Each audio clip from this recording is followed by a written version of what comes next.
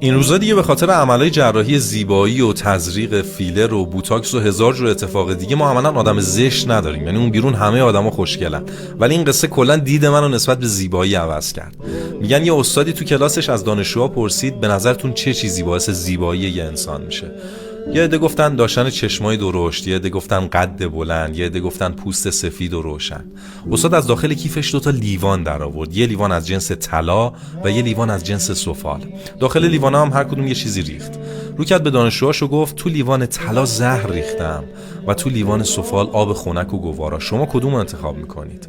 همه به اتفاق گفتن خب معلومه لیوان سفال رو انتخاب میکنیم. استاد یه لبخندی زد بهشون و گفت دیدید دقیقاً وقتی از ماهیت درون لیوانا آگاهی پیدا کردید دیگه ظاهرشون واسهتون مهم نبود. و چقدر حیف که ما آدما دیر به ذات و ماهیت درونی همدیگه پی میبریم. و اکثر ما هم ضربه هامون رو از آدمای خوردیم که اتفاقاً ظاهر خوشگلی داشتن، حرفای قشنگی میزدن، ولی درون و ذاتشون خوب نبود. آره